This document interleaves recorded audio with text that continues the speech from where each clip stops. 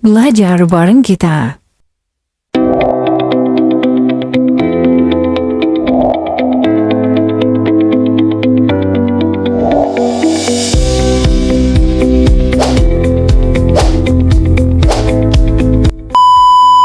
Halo, perkenalkan nama saya Najwa Rizka Putri.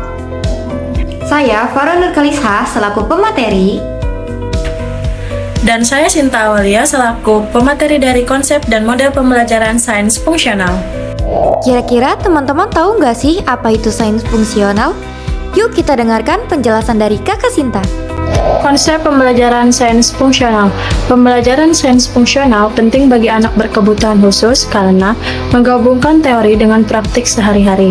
Dalam konsep ini dibutuhkan dua pendekatan. Yang pertama, pendekatan kontekstual, yaitu mengaitkan materi dengan situasi nyata yang dihadapi siswa. Tujuannya adalah membantu siswa melihat makna akademik dalam konteks kehidupan sehari-hari, termasuk keadaan pribadi, sosial, dan budaya. Yang kedua, pendekatan adaptif, yaitu merujuk pada metode yang disesuaikan dengan kebutuhan dan kemampuan siswa. Adaptif adalah proses penyesuaian individu terhadap lingkungan yang dapat meliputi perubahan lingkungan sesuai keinginan pribadi. Model-model pembelajaran sains fungsional untuk anak berkebutuhan khusus. Kira-kira ada apa saja ya? Yuk kita simak. Model pembelajaran sains bagi anak berkebutuhan khusus dibagi menjadi 3. Yang pertama, inquiry-based learning, yang dimana model ini mendorong siswa untuk aktif mengajukan pertanyaan, melakukan eksperimen, dan menemukan jawaban secara mandiri dengan bimbingan guru. Pendekatan ini dapat disesuaikan dengan kemampuan ABK melalui penyederhanaan tahapan penyelidikan dan penggunaan alat bantu visual atau sensorik. Selanjutnya, experiential learning. Pembelajaran berbasis pengalaman memungkinkan ABK belajar dengan merasakan konsep sains melalui aktivitas nyata. Kegiatan praktikum sederhana, kunjungan lapangan, dan stimulasi dapat meningkatkan pemahaman konseptual dan keterampilan aplikatif. Selanjutnya, contextual teaching and learning atau biasa yang disebut dengan CTL. Model ini mengaitkan materi pembelajaran dengan konteks yang disampaikan sehingga informasi yang disampaikan lebih mudah dipahami. Implementasi pembelajaran sains untuk anak berkebutuhan khusus. Pertama, anak tunanetra. Tunanetra adalah individu dengan hambatan penglihatan total atau sebagian. Pembelajaran sains bagi tunanetra dapat dilakukan dengan cara 1. Menggunakan alat peraga yang dapat diraba seperti model 3D, benda asli, atau bahan dengan tekstur berbeda. Yang kedua, memanfaatkan alat bantu teknologi seperti braille, screen reader, atau aplikasi pendukung pembelajaran. Contoh implementasinya yaitu eksperimen tentang perubahan wujud air bisa dilakukan dengan cara meraba es batu, air cair, dan uap air untuk merasakan uap panasnya. Kedua, tunarungu. Tunarungu adalah individu dengan hambatan pendengaran sebagian atau total. Strategi pembelajaran sains untuk tunarungu yang pertama, menggunakan bahasa isyarat dan tulisan untuk menjelaskan konsep. Yang kedua, menyediakan video dengan subtitle atau menggunakan aplikasi speech to text. Yang ketiga, memanfaatkan alat peraga visual dan demonstrasi langsung. Yang keempat, mendorong pembelajaran berbasis eksperimen dengan pengamatan langsung. Contoh implementasi. Pada pembelajaran getaran dan gelombang, siswa dapat menyentuh membran drum untuk merasakan getaran atau mengamati gerakan gelombang pada air. Ketiga, tunadaksa. Tunadaksa adalah individu dengan keterbatasan fisik seperti hambatan gerak atau kelumpuhan. Pembelajaran sains dapat diadaptasi dengan menyediakan alat bantu atau modifikasi alat eksperimen agar dapat digunakan dengan mudah.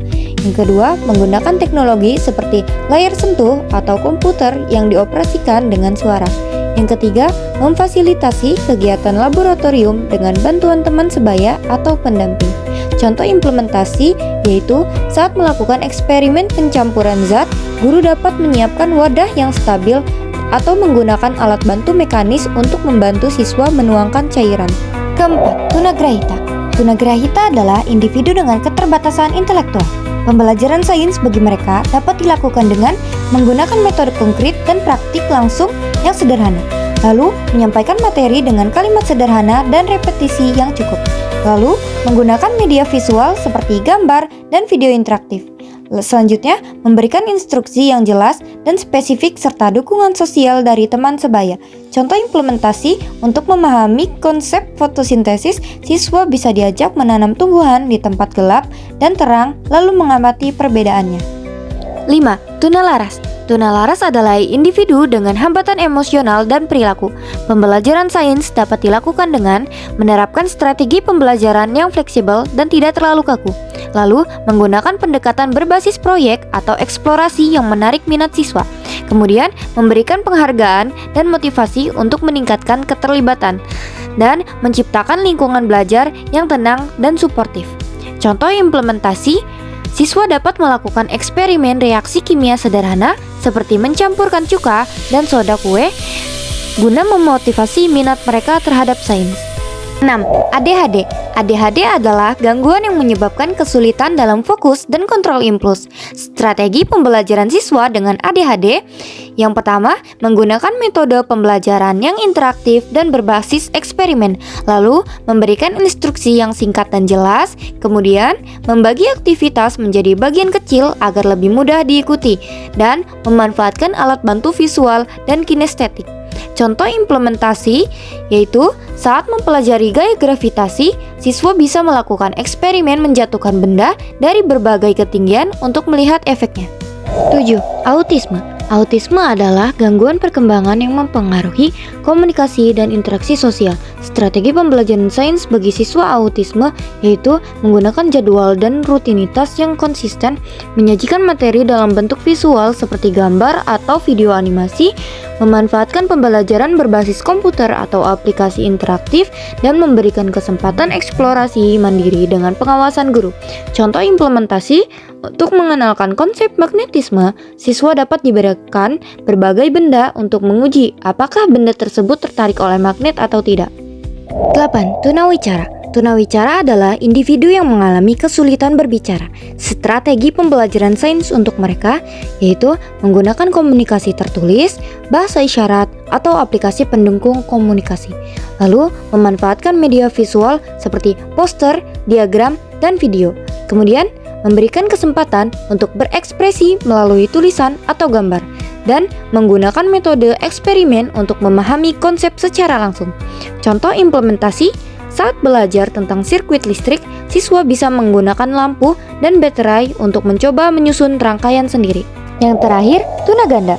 Tunaganda adalah individu dengan lebih dari satu jenis disabilitas, seperti tunanetra sekaligus tunarungu. Pembelajaran sains bagi mereka memerlukan beberapa hal, yaitu pendekatan multisensori seperti kombinasi sentuhan, suara, dan visual.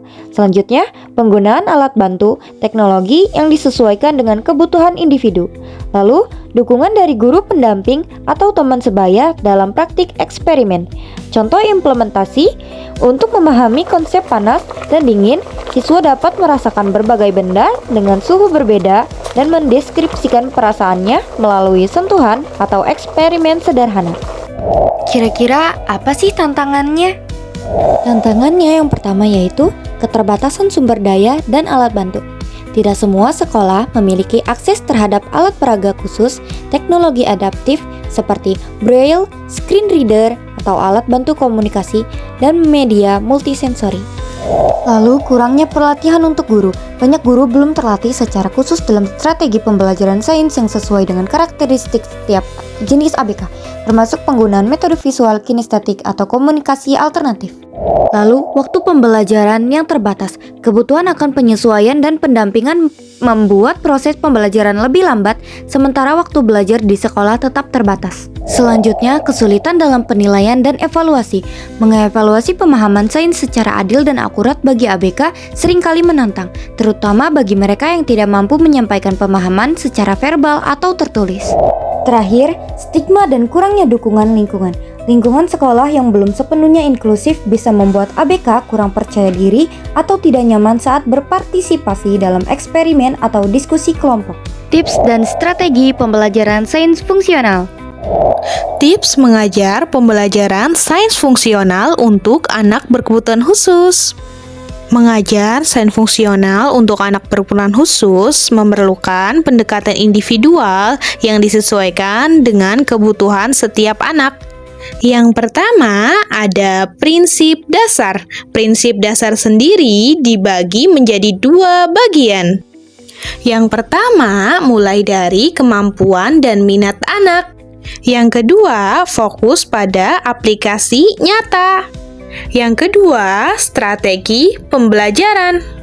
Gunakan strategi pembelajaran multisensori.